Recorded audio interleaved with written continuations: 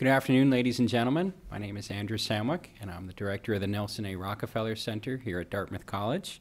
It's my pleasure to welcome you to this afternoon's public lecture, Engaging Millennials in Governing Cities by Bethany Rubin Henderson.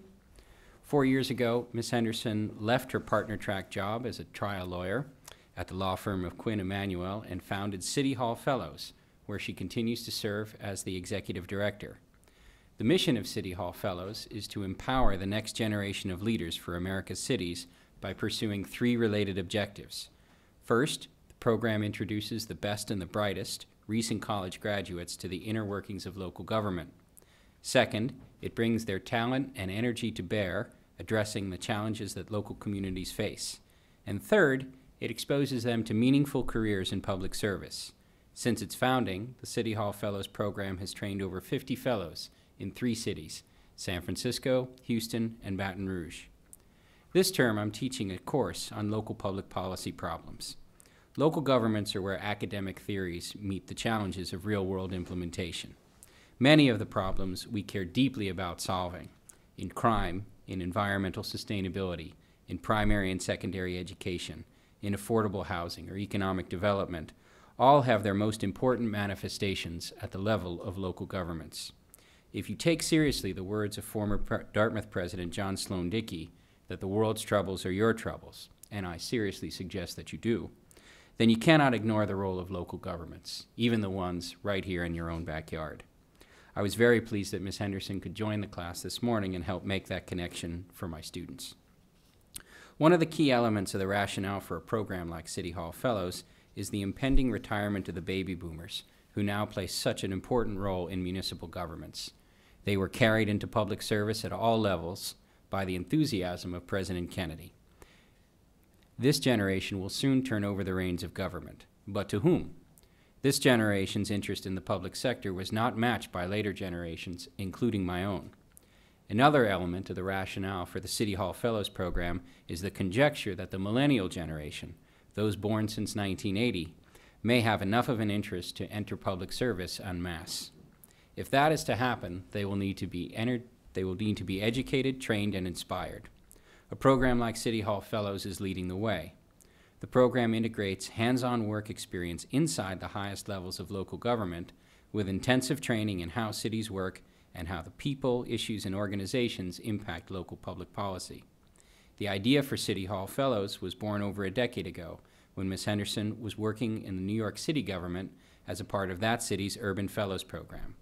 Since launching the program a few years ago, she has raised over $2 million from public and private sources to support City Hall Fellows. Ms. Henderson holds a JD from Harvard Law School and both a bachelor's and master's degree in political science from the University of Pennsylvania. She is a 2009 Echoing Green Fellow, a 2010 New Leaders Council Fellow, and a member of the 2011 CELA Executive Leadership Program cohort. Next American City magazine named her a member of its 30-person 2010 Next American Vanguard. Ladies and gentlemen, please join me in welcoming Bethany Rubin Henderson. Thank you for that nice introduction. Good afternoon. It's great to see all of you here. It's a cold day. It's about 6:30, 7 o'clock in the morning. I'm early, okay?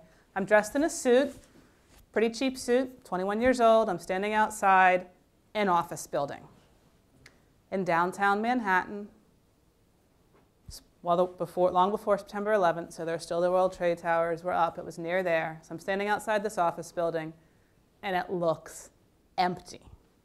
And I'm holding in my hand the directions that I'd been emailed and sent. I'm looking at them. I'm going, this is the right address, number, whatever, 72. Yeah, number 72. Okay. Must be right. I open the door. I peer in. Empty lobby. Like you could drop a penny and it would echo over and over and over, kind of empty lobby. I see some elevators across the way. So I go walking in. Elevators. Directions have not given me a floor. So I say, all right, there's 10 floors in this building. Let's punch the elevator buttons and see where we go. And the elevator doors open on floor 3. Dead silence. Nobody there. No signs of life. No signs at all. Floor 4, floor 5. Finally, I get to floor 6. Doors open, and there's people, and there's a sign. Welcome to the New York City Urban Fellows interviews. I say, yes, I made it to the right place. This is going to be great. I'm so excited because I've been given the opportunity to interview for this fantastic fellowship program in local government. Now, I'm a college senior at the time, and I was trying to figure out what I wanted to do after graduation, and this program seemed really cool. So I'm all excited. Here I am. The people are here. This is going to be great. I'm going to get to real feel of what it's like to work in a city. So I walk out, hi, how are you? Someone comes out and says hello to me, and they say, hey, let me take you on back to the waiting area. And I think, great. So we walk through this hall, open a door, and there's a room, a small room, maybe about this size with a table in it, and there's about 5 other 21-year-old college seniors all looking rather nervous and out of sorts and confused, and the nice person who'd escorted me said, please wait here, and closed the door. Okay, not really sure what's happening next. So I look around the table, everyone's just kind of sitting there staring at the walls. 20 minutes later goes by, no one's come back, no one's told us where the bathrooms are, there's no water in the room, much less muffins or anything that you could snack on, and it's 7 o'clock in the morning now. So I mean, this is early and early for college students. This was my introduction to city government. Bad, right? This is a program, the New York City Urban Fellows, much like City Hall Fellows, whose mission is to get the best and brightest into city government, who goes out of its way to recruit smart young people, people who would otherwise be looking at law schools and investment banks and consulting firms and other higher paying, higher profile jobs, tries to get them to consider cities. Bad, bad, bad introduction to city government. I'm going to leave you with that impression for a moment, because I want you to think about what kind of message that sends to people who are looking into going into cities. Now, those of you who are students in the audience, raise your hands if you have gone home and told your parents, I really want to work in a mayor's office. That sounds really cool and exciting to me. 1. Raise your hand if you've gone home and told your parents, I want to work in a city council member's office. That sounds really cool and exciting to me. Look around the room. I can pretty much guarantee none of you have gone home and told your parents, I want to go work in human resources at a municipal finance department, right? I want to save the world. I'm going to go work for my city's sewage department. The reality is that those departments, the sewage and sanitation department, municipal finance, human resources, that's where a lot of policy happens. City sanitation departments are often the hub of environmental policy, where you actually are implementing it on the ground, seeing how the policy becomes projects. Human resources, talking about labor relations. You're talking about the people aspect of the job. You're talking about employment discrimination. You're talking about race issues. Happens in human resources. Municipal finance department, the money drives what happens in cities, as many of you know. You see the headlines every day now. City budgets, state budgets, government budgets are going in the hole. Public finance departments are the ones that are providing the data, the analysis to help make those decisions, determine what gets cut, what stays on. They're also the ones that are doing the audits to determine if city government programs are working efficiently, effectively, and doing what they're supposed to do. This is where the real work happens. The problem is most people, y'all included, would never turn and look at these places and say, this could be a meaningful opportunity to do social change. One of my fellows described it in a blog post that's going to be up on our blog next week as the black box of city government. And in this post he wrote, I always thought of city government as a black box. Now, after spending 6 months as a City Hall Fellow, I understand what actually happens, and I really understand why people outside the black box find it so frustrating, because they can't possibly begin to see everything that goes into the program if you're just standing on the outside, everything that goes into having a city operate if you're just standing on the outside looking in. So let me talk a little bit first about the demographics of city government today and over the past decade. The majority of local government administrators, so I'm not talking about the politicians, I'm talking about the people that actually do the work day in and day out, the majority either could retire today or will become eligible for retirement within the next 5 years. Now, I'm not making up these numbers. This is confirmed and produced by many different independent studies. And it's different than the private sector. If you look at the private sector, the percentage of private sector employees over 40, Still pretty high, right? 48%. Local government employees over 40? 63.5%. Almost 50% as many. So what does that mean? So people who are 40 aren't old, right? As many of us in this room know. But they're 20 years older than people coming out of college. That means there's a huge part of our population whose talents, whose brains, whose resources are not being utilized at the city level. It also means that there's a huge percentage of current city employees who are nearing retirement. Now in cities, you can retire in many public sector jobs with 20, 25, 30 years of experience. If folks went in when they're 21 and 64% of them are now over 40, a lot of those people are over 50, close to 60, they're already there. They're done. Now, this does vary regionally. As regions go, New England, where we are, the eastern portion of the Midwest, have the oldest local government workforces. South Central states, mountain regions, Gulf Coast areas tend to have the youngest local government workforces, and some of that's reflective of the population in those communities as a whole. I can give you a couple of concrete examples about individual cities. A study was done recently by CPS Human Resources, which is a consulting agency that does HR work for governments, public sector, and nonprofit sector entities. They found that in Anaheim, California, in 2010, almost 3/4 of executive, administrative, and middle managers, so basically the policy level folks who are doing the brain work, 3/4 were eligible to retire as of 2010, meaning they could walk away with a pension already. Another example, Plano, Texas. As of 2006, nearly half of that region workforce, metropolitan workforce, had reached retirement. One of the cities that I work in, San Francisco, really attractive to young folks. A lot of colleges and universities there, considered one of the hipper cities. Even those cities suffer from an aging municipal workforce. An internal study done by the Department of Human Resources in San Francisco a couple years ago found that upwards of 30% of their workforce was hitting that retirement point. Now, this is not unique to cities, right? Our population as a whole is aging. But what it means is that cities are now competing for a smaller pool of younger talent, and because of pensions, they are going to have a harder time keeping those older workers, should they want to. But think about it this way, right? You're 50 years old. That's not so old. You've done your 30 years in city government.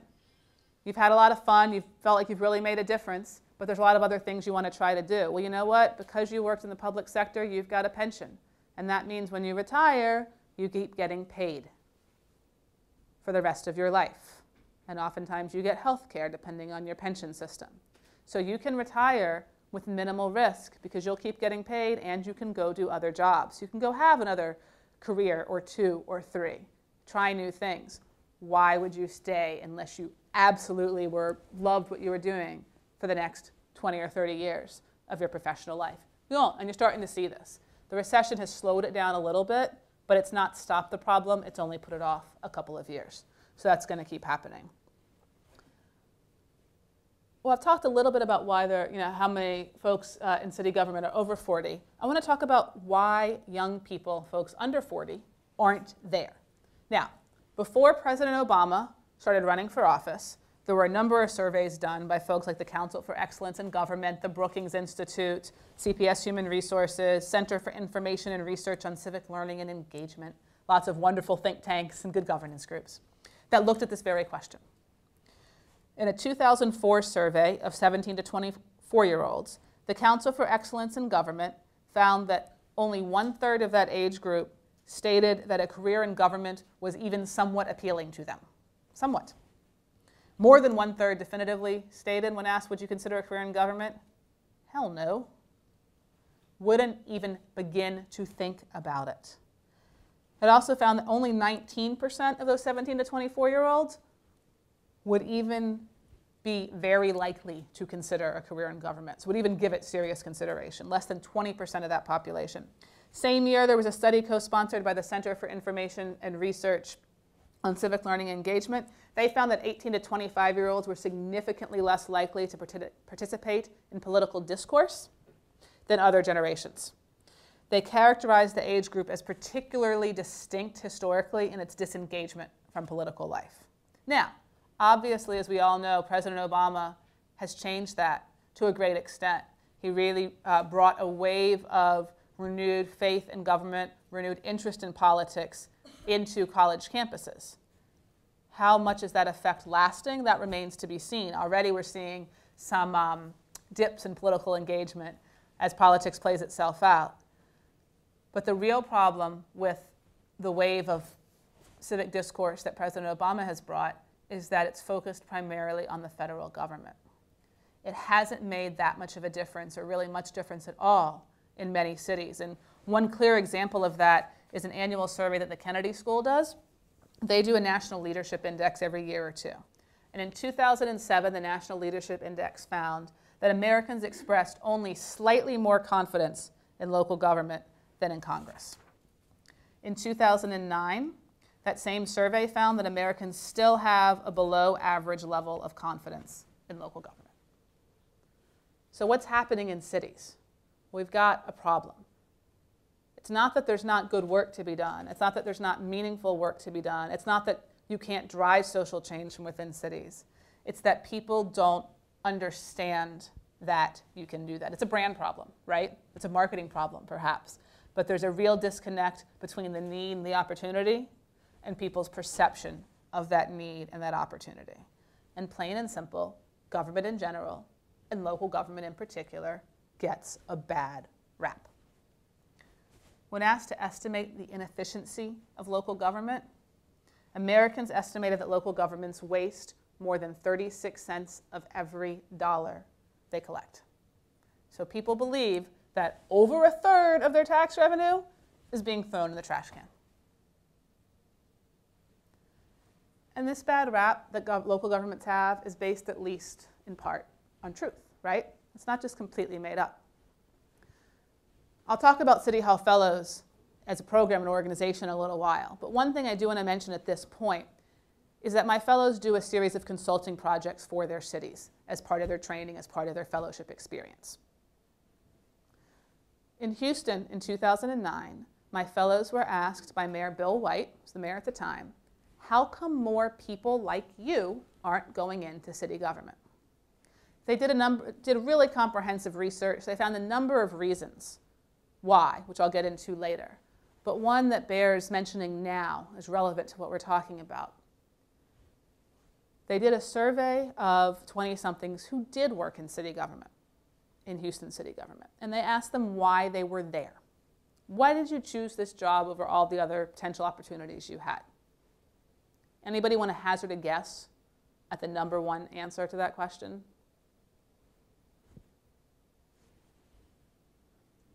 What do you think people said? Just shout it out. The number one answer, you're right on, they can't get fired. Now, I don't know about you, but to me, if I'm thinking about where I want to work, an exciting environment I want to be in, where I can drive social change, it's not an environment where people are there because they can't get fired. I want to be with people who love what they do, think it's really exciting, really important, really meaningful, not that it's a place to punch a clock simply because they can. So it's not all conjecture or misperception that there are problems in local government. Let's talk for a moment about the role of city governments and why cities are so important and why they're going to become increasingly important. Now, percentage of Americans living in cities. According to the Brookings Institute, a study done, now this is based on the 2000 census and some data in between, the 2010 numbers are not out yet. In 2000, 78% of Americans were living in cities or metropolitan areas around cities. They project that by 2030, 90% of us will be. So the demands on our cities are increasing, not decreasing. And our cities are changing too, right? I mean, anybody who lives or spends time in cities sees this, bigger cities particularly. Urban centers are in flux economically, demographically. In 2007, Robert Puentes of Brookings predicted that in the next 4 decades, the minority population of cities will rise dramatically, the white population will go down. Not only are the racial and geographic demographics shifting, but household size is declining sharply as a lot of single young professionals move into cities. So we're not necessarily seeing families. We're also seeing older folks move back into cities. and now is a bit of a lag, young families too. Single-person households, they expect within cities to double by 2050 and continue to be the fastest growing household type. And even without these detailed studies, we all see anecdotal evidence in our own lives of many people, our friends, folks we knew a couple years ahead of us in school, baby boomers, moving back in cities to have access to all of the different opportunities that cities offer. Now, what does that mean for city governments? Well, what on earth do city governments do? Y'all know what city governments do? Shout out a few things people think cities actually do. Education. What else? Utilities. Art and culture. Cities have their hands in all of those things. They have their hands in public finance. They do libraries. They do pest control. Many cities have airports. They do recycling. They have park systems. They run voting. They do dog catcher work. They do public utilities and sewage, water and power. They pick up trash. They have 311 customer service to help people get connected to local services. They're involved in education, public safety, right? Police and fire. Many cities have municipal court systems, traffic control, environmental issues, public health. Cities do construction, planning. Cities do emergency services. Cities do public transportation. Cities have IT infrastructure. Many cities now are talking about building Wi-Fi systems as a public utility. And cities do playgrounds and other services for kids. Cities do lots and lots and lots and lots and lots and lots of things that impact all of us on a daily basis, whether we see it or not. And this is why this issue of who works for our cities and who is doing this work in our cities is so important. If cities were only doing a handful of things, keeping roads and traffic signals going, maybe it wouldn't matter so much who was there. But there are so many different policy areas that cities work in. There are so many different types of programs that cities work on. Don't you want people who know what they're doing, who are trained, who are educated, who are critical thinkers in charge of these types of activities, running these types of activities for you?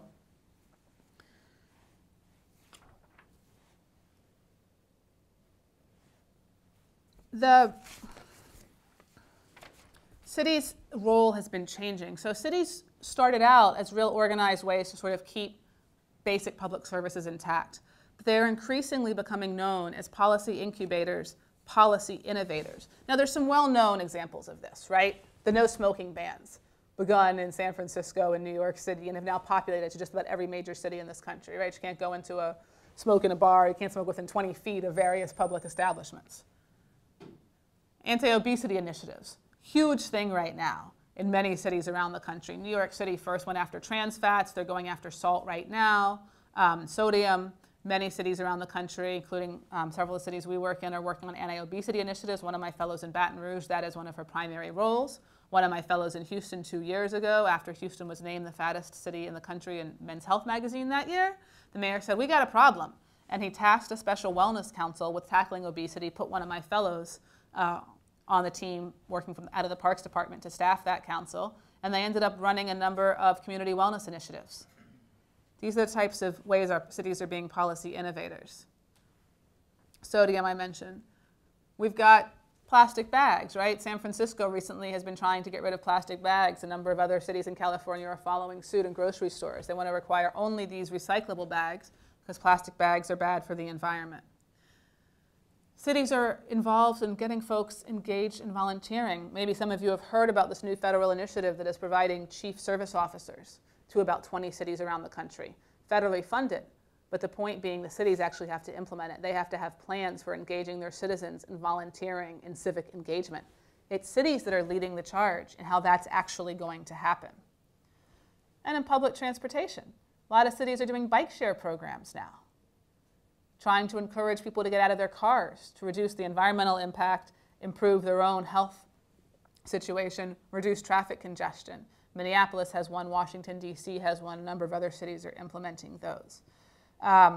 There's a number of ways that our cities are acting as policy innovators. They're on the forefront of what is happening in just about every social arena. So how has this affected the municipal workforce? Well, there's an increased role for knowledge workers in city government. And this is making the talent crisis and sort of the human capital issue more poignant and more serious. Because people who are working in cities today need a college degree for the most part. So let's look at the numbers. We talked about already the percentage of employees over age 40. Now, by knowledge workers, I mean people that are doing brain work, right? So they're not the people who are out sweeping the streets or repairing, doing sort of the manual labor type of work. These are the people doing the real policy roles. In cities, in private sector, 1/3 are considered knowledge workers. Now, these are not numbers I'm making up. These are taken from a number of studies done by other third parties. You can see the list of the reports at the bottom. But in the private sector, 1/3 of workers are knowledge workers. In local government, twice as many are knowledge workers. Employees with college degrees in the private sector, less than 1/4.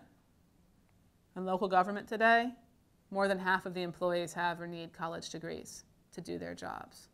So these are big differences and big problems because, as you guys know, first of all, college is expensive. So many people with college degrees are coming out with debt, which affects their career choices. Number two, people with college degrees are in more demand generally, even though there's fewer folks with college degrees overall in the private sector. In the types of jobs that most folks with college degrees are looking for, they're still competitive. The private sector tends to pay better for most of them than the public sector. Yet the public sector needs twice as many of these people, if you look at it that way. And let me give you an example of how the education levels are increasing in cities. Nearly 80% of urban planners in this country work in local government. That's a profession that's almost entirely working in local government. And urban planning is a pretty specialized profession. You have to have a very specialized degree, and most urban planners go on and get graduate degrees specific to that field. It is becoming an increasing problem for cities to be able to find, as folks are aging out, to find folks coming in of any generation that have the skill sets, the education sets that they need. Now you may say, but wait a minute. All right. All I read about today is how city budgets are being cut, and they're laying people off, right? So what the heck are you talking about hiring new people? Well, yeah. Two things. Number one, yet today, cities are laying people off, a lot of them. But that's a temporary problem because as the economy improves, and I'm not talking about big government versus small government here, I'm just talking about actually operating. As the economy improves, cities will need to, if not replace many of those people, the folks will be retiring out. They'll need to certainly replace at least some of those people. But number two, you know the way layoffs work in most civil service systems? Seniority. So it's not the senior people who are already on the verge of retirement who are going to be laid off. It's the younger people who are already in the system. So it means even fewer people in that pipeline prepared to take over those roles when the folks who can retire do retire. So cities are sort of shooting themselves in the knee and the foot at the same time by not focusing on workforce planning and by laying off the people that they're required to under their civil service rules, but the junior people that they've already have in their pipeline and they've been training. The reality is that the fewer staff members cities have, the more important it is for all of these staff to be highly educated, highly skilled, and highly capable. Because the people who are left, as in any environment, are being asked to do twice as much work. They're being asked to take on twice as many responsibilities. And it's critical that they are capable of doing those tasks. Because unlike in a company, it's not a product that may not be built, and so maybe the company loses a little bit of money. If in a local government, employees fall down on their roles, it's you that's getting affected. It's that pothole on the road that your car goes into and causes an accident. It's criminals that aren't being arrested because we don't have enough of a police workforce, so there's increased crime. It's kids that aren't getting educated. There's a number of really direct ways that this impacts you, each of you in this room, and everybody in this country. So, real quick, just in review, what are a couple of the real problems, fiscal and operational, if cities don't deal with their people problem, their human capital crisis? First, there simply will not be enough people left to do the job, right? Between downsizing and shrinking headcounts in the recession, layoffs, and people retiring out, you're going to be left with very few people in city government who have any experience, any relevant education, and any understanding of how the system actually works. Really hard for them to be efficient, effective stewards of the status quo, much less for them to actually continue doing innovative incubator type work if they don't have that experienced personnel. Number two, you're going to lead to have a permanent loss of institutional knowledge, right? You may say, so what? All right, who cares? So 10 years from now, I'll have a complete turnover, the market will take care of itself, new people will come in the door, it'll all be fine. Well, the new people who come in the door in that scenario will have very little understanding of what went before them, how it came to be that way, why it came to be that way, and they'll be starting from scratch. Not a good way. I don't really want my government servants to be learning as they go on the job without any experience helping them figure it out. That's my tax dollars. That's programs that affect me. I want them to have some basis for what they're doing, and I want them to know what's been tried before and why it didn't work so that they can actually make improvements, changes based on that knowledge. Number three, and this is a real problem that cities around the country are trying to deal with right now, is that the aging workforce is really threatening to bring down public finances, right? The pension benefits are so overwhelming to cities that cities in California right now are starting to declare bankruptcy. So it's causing a major shift in the way cities think about what they can do. And why should you care if a city's finances go under? Because if a city declares bankruptcy, if they have to put all their money into paying their pension employees, that's less money or no money they have to put into roads and schools and public safety and arts and parks and all of the different civic activities that you actually care about, that you might actually utilize. So here is my crazy thesis. We need and deserve the same caliber of people in local government who traditionally join top-tier law firms, consulting firms, investment banks, and Teach for America, or who pursue other high-profile or high-profit careers. I actually think it's more important that we have our best and brightest in government than any of these other jobs, because government serves everybody, and I think everybody deserves to have the best person possible working on their behalf. And look, realistically, no private corporation would stand for what's happening in our cities right now, talent-wise. Why should we stand for it? So, why is now the time that cities must go after young talent? And more importantly to many of you, why is this the time that you should actually seek out city jobs? You want to do social change work. Why is now the exact right time to go into local government? Now, I want to remind you, this is not about big government or small government. It's about good government, something I think we can all agree, regardless of what side of the political spectrum you fall on, is really important, to have good government. So I want to talk for a moment about the characteristics of millennials that make you a particularly good fit for public service and local public service. And by millennials, they're typically, generation is typically described as folks born between 1980 and 2000. There's approximately 70 million millennials in this country. It's the largest generation since the baby boomers. And it's a generation that is characterized by a number of things. Number one, people in this generation, they're typically trained to think of their parents as friends rather than authority figure, got significant positive feedback and encouragement from their parents, and generally as a generation firmly believe they can do anything they put their minds to, which is fantastic. It's a generation that is achievement-oriented and strives to perform well in order to receive recognition. Millennials are a practical generation. They are more likely to want to change the world around them than to fit into a set of rules that doesn't work for them. And they're also more interested in public service than, as Professor Samwick said, any generation before them, working backwards till you get to Kennedy, President Kennedy's era. Millennials are used to multitasking and to being team players. They've engaged in extracurricular activities since they were little. And extracurricular activities often included volunteer work, so they've grown up working in communities around them. They grew up in a diverse, integrated society, so they don't have a lot of the hang-ups and stereotypes about that diversity and how it affects not just the workplace but public services that prior generations do. Millennials are digital, right? All of you are online every day, constantly. You've got 47 screens open on your computer, BlackBerry, iPhone, iPad, whatever it is. Really familiar with this technology, grew up using it, living it, breathing it, and understand how to use it in ways that I can't even begin to fathom. And since millennials, you guys grew up surrounded by constant technological change and advancement, millennials tend to be really open to new ideas, to expect change. They're not expecting a static world. And finally, some of the millennials' most prominent traits that would make them really good change agents in local government is that they're sociable, optimistic, talented, well-educated, collaborative, open-minded, influential, and like I said earlier, achievement-oriented. While these characteristics shape all parts of millennials' lives, they're particularly prominent in their professional lives, what they bring to the table, and the types of jobs that they seek.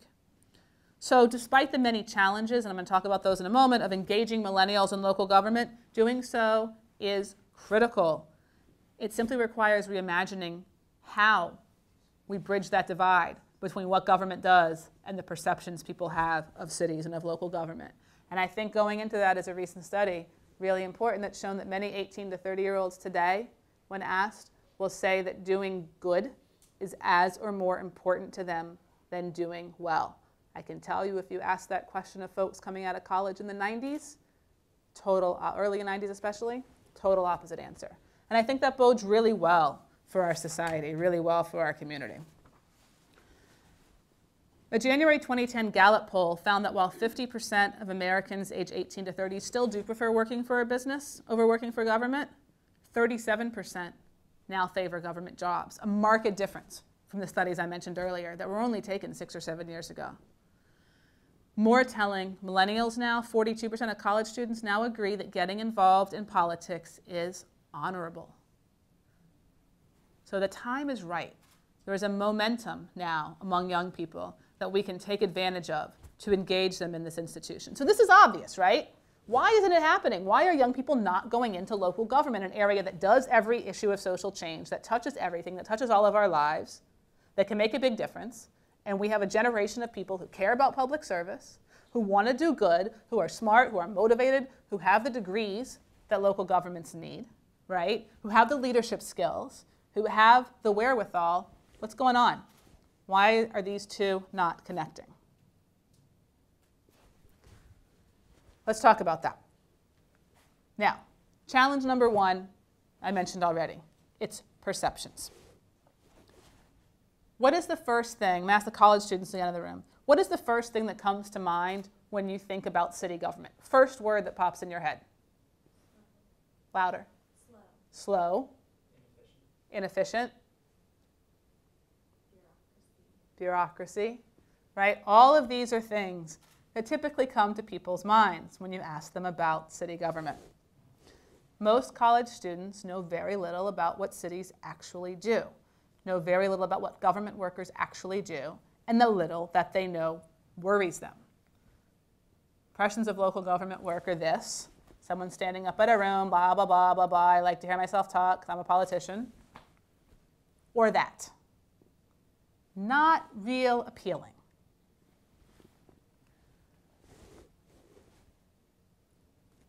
Issue number two, politics. In a world dominated by layoffs, by budget cuts, by hiring freezes, by furloughs, recruiting new talent, workforce development, that inner operations kind of work, really politically unsexy, right? Can you imagine a politician running, a city council member running on a platform? My mission is going to be to get smart people in city government. And town members are going to say, yeah, we don't really care about that, but my street's broken, and the public hospital is really bad, and my kids' schools are really terrible, and the tree fell on my house, and they didn't come pick it up for 3 weeks, right? It's not a politically sexy issue. We got this other problem. You see a headline like that, right? What politician is going to stick their neck out and risk having a headline like that? Issue number three, pay imbalances. So this is a real issue. Some government entities, a few, do pay better than the private sector, believe it or not, but most don't. And most don't for most jobs. The local governments, on average, pay knowledge workers, go back for a minute, 25% less than the private sector, and the public-private sector pay gap has grown in the past 15 years, right? So very understandably, you're looking at millennials coming out of college, burdened by debt, and you're going to say, how can I pay this off so I can do all the other things I want to do? 25% is a significant pay gap, especially as you move further along in your career. Issue number 4, work styles. Millennial work styles also differ from traditional government sector work constraints. Millennials want to work in meritocracy, studies have shown. They value innovation and creativity. They value ability to work in teamwork. They're not real interested in FaceTime, let alone some of the artificial constraints that are sort of a standard of the way many government entities operate. And few think of cities as providing this kind of environment. The reality is cities do, and the opportunity is there, but it takes time to integrate into a city government itself. And the opportunity to have that kind of work environment is not something that most millennials see in cities. Number 5, the recruitment retention process. Now, cities' recruitment and retention methods basically stink, okay? They can't compete with the private sector. They can't compete with the nonprofit sector the way they do it. Their main tools are sort of now online. Used to be you had to go into the city offices to find them out, listings of jobs, and uneven internship experiences. I heard in Professor Samwick's class earlier today, a statistic quoted to me that 50% of students, college students who take an internship in a private sector company return for a job, and only 6% of students who intern in government do, because the internship experiences are so inconsistent. In many cases, young people simply aren't being asked to join government, and those who do, those who want to go find a government job, find it to be like searching for a needle in a haystack to try and find a job that they actually want. I was going to go through each of these cities, the cities that I work in, actual recruiting pages, but in the interest of time, I will skip that. I encourage you to go actually look at their websites. I will tell you when you go look for a job in a city, first of all, it's really hard to find where they're listed in any meaningful fashion. But number 2, when you do find the city listings, what you see is this. Position 34867, aid 3. Now, I don't know what that means, and that's certainly not the search terms I'm using when I'm looking for a job. City jobs are listed by civil service code, not by the actual functional role in many cases. Now, cities are getting better about this, but they're still far behind the marketing, the branding, the outreach type of work that is attractive and makes sense, frankly, to folks whose primary tool for job hunting is online, Googling, looking for data that way. Unless you know somebody on the inside, you have to fight through this particular system.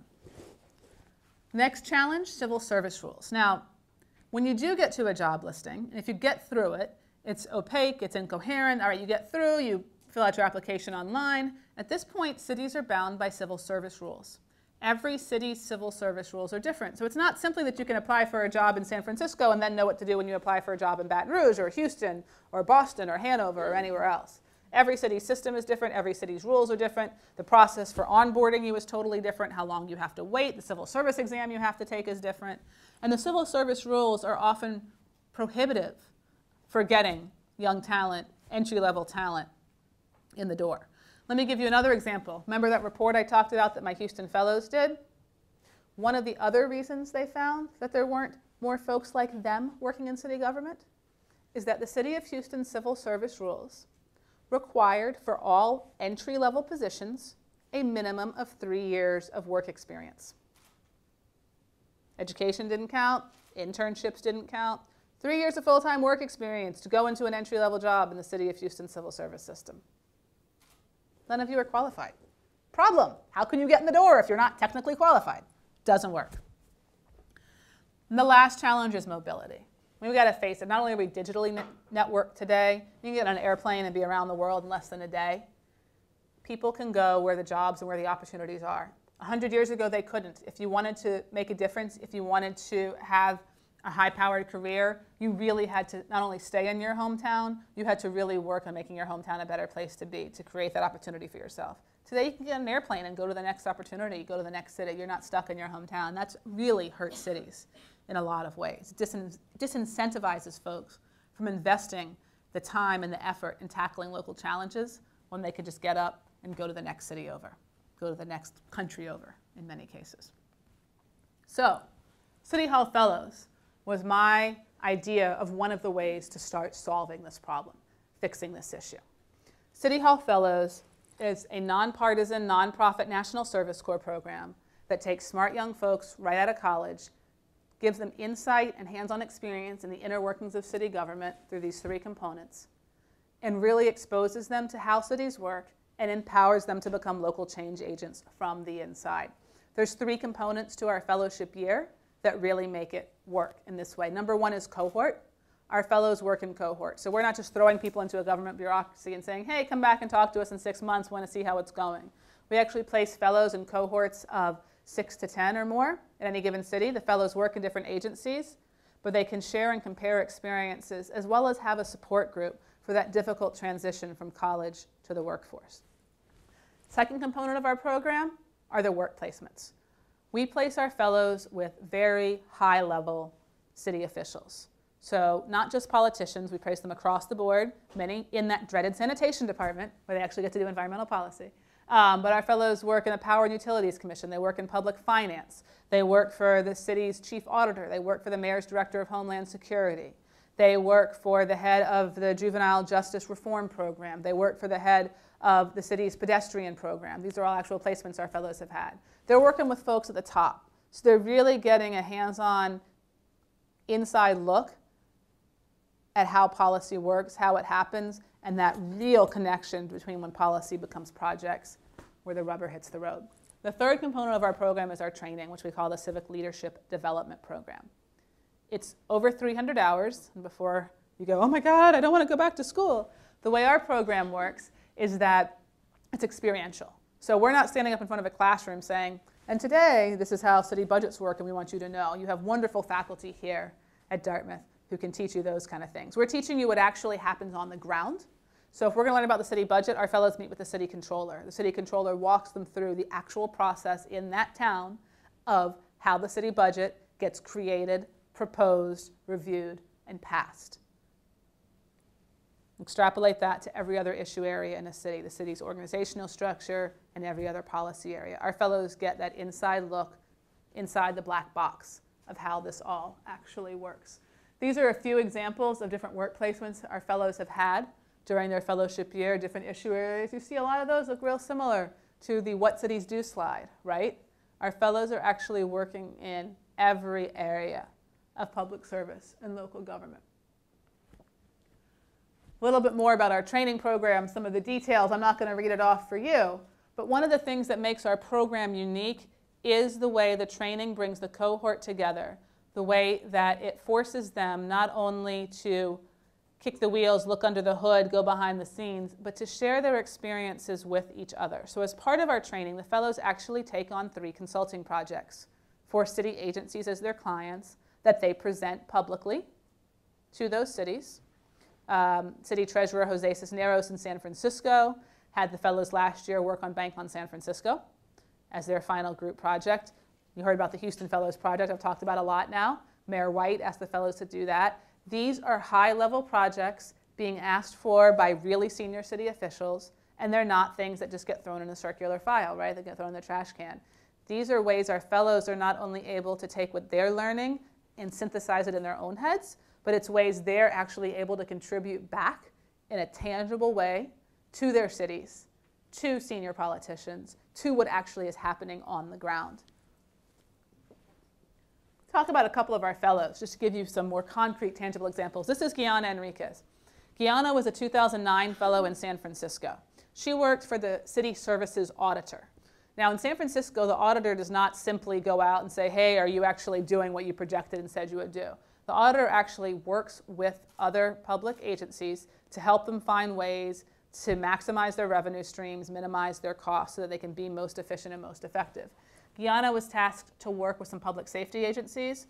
In her first 3 months on the job, she was part of a 3-person team that identified approximately $9 million in annual savings for those agencies. As a result, as you see up there, she was recognized at a City Hall ceremony about 5 months into her fellowship with a cash award given by the city of San Francisco at a ceremony presided over by the city controller and the city's police chief.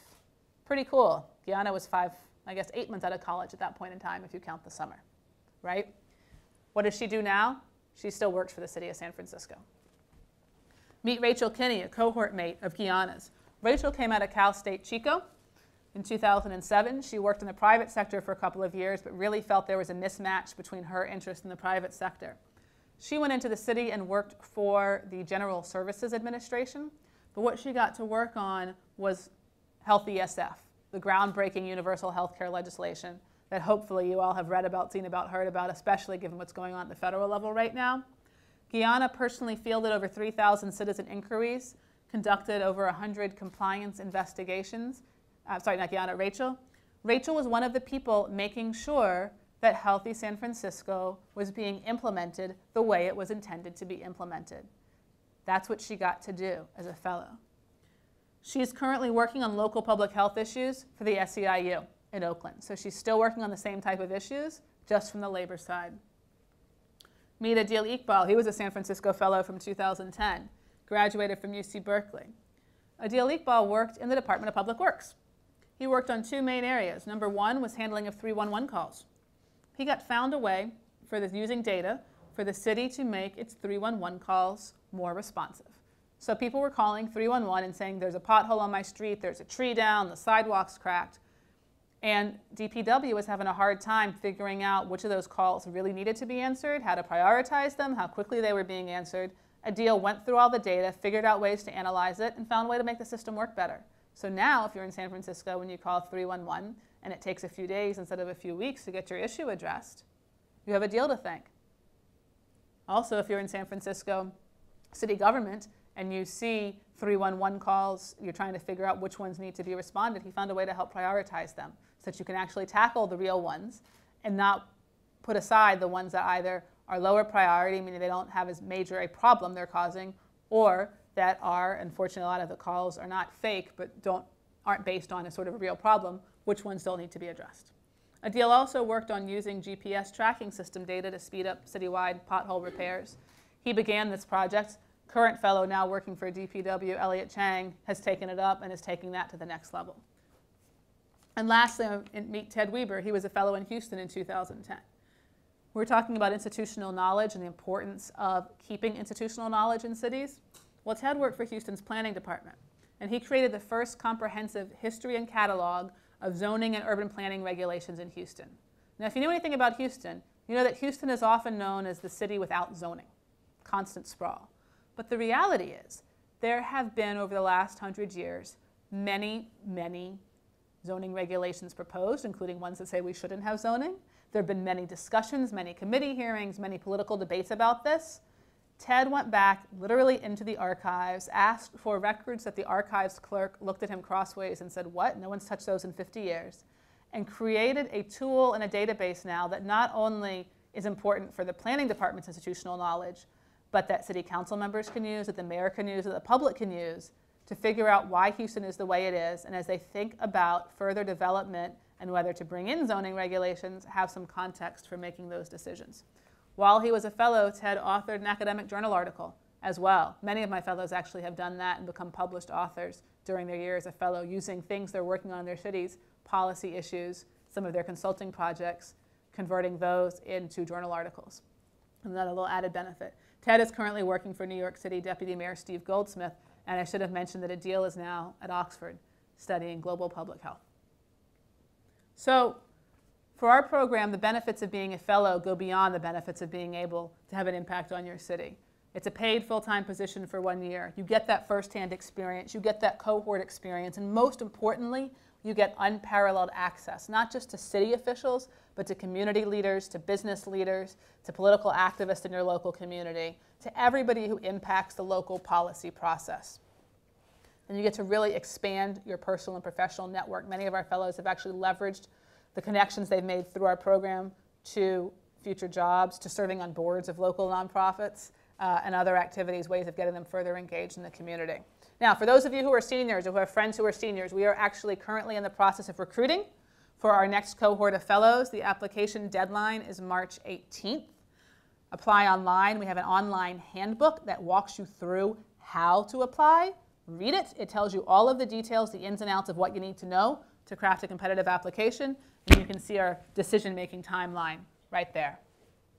There are other programs. We are not the only program that does this. There's a handful of others, all of which are wonderful. If you want to work in a city that is not one of the cities we work in, check out one of these 4 programs. And City Year is national. The other 3 are specific to their communities, New York City, New Orleans, and Philadelphia.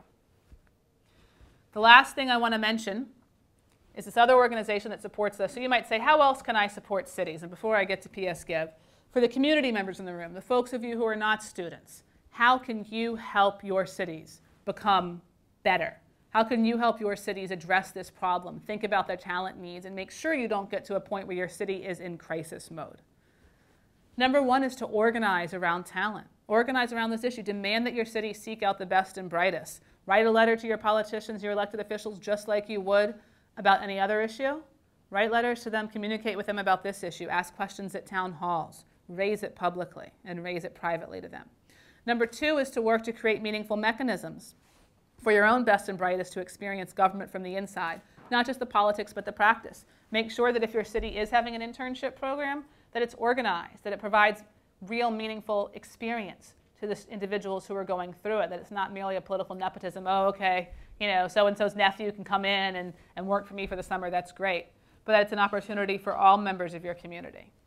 When you're talking to young people, when you're talking to college students, to high school students, don't simply criticize politicians for bad choices. Don't simply blow it off as, oh, you know, politicians are corrupt, government is bad. It's a tendency a lot of us have to do. But take the opportunity to teach them about how the system works, about why that choice might be bad in your opinion, and about what they can do at an early age. I mean, middle schoolers, elementary school students can write letters, right? What they can do to engage in their communities. And start early in that. And then bring programs like ours to your community to help do that. And the last and maybe simplest way, if you just have a little bit of free time, is to go through our partner, PSGorg. It's another social enterprise, and they fund a number of nonprofits, including ours. And they were so excited that we were coming to Dartmouth and doing this lecture, they wanted to give each of you some free money to play around on their site. Essentially, it's an online auction site, and for every time you bid on something, one of the charities gets money. So if you go to their site, you type in this code, CHF Rocky, capital letters matter, they'll give you automatically $5 worth of free tokens for the next couple of weeks and spread the word. You can play around on the site, and it brings money to our organization to help us do the work that we do if you do that. So I'll leave you with this thought. If you change your city, you really can change your future. Thank you.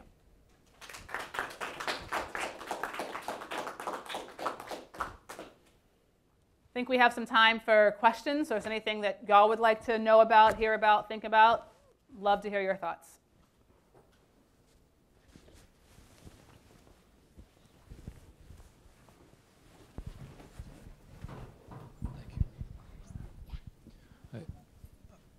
I imagine you studied Teach for America institutionally, and you mentioned there that you'd like to see the quality of young people who are going into TFA.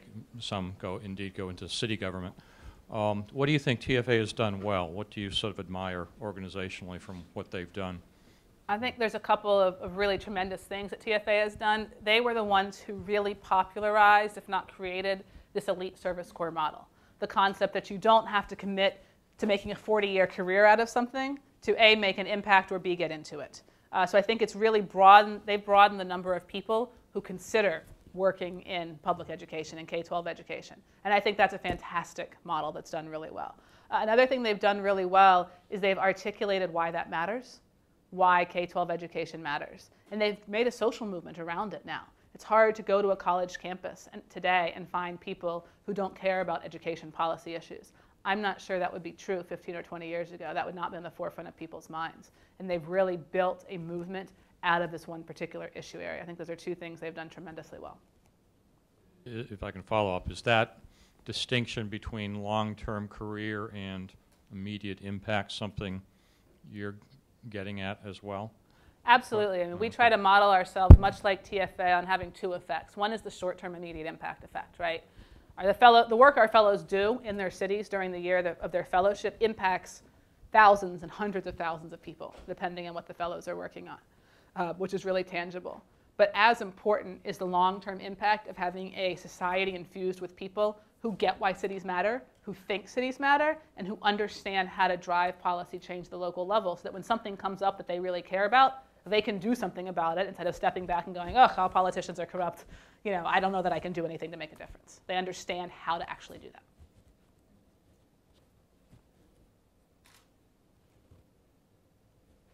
Other questions, thoughts, or ideas? Great. Well, in that case, thank you all for coming. Appreciate the opportunity to speak to you. Hopefully you learned a little something, found a little bit interesting. And please, if you are a student here or have friends or family who are, encourage them to check out our program and apply. Thank you.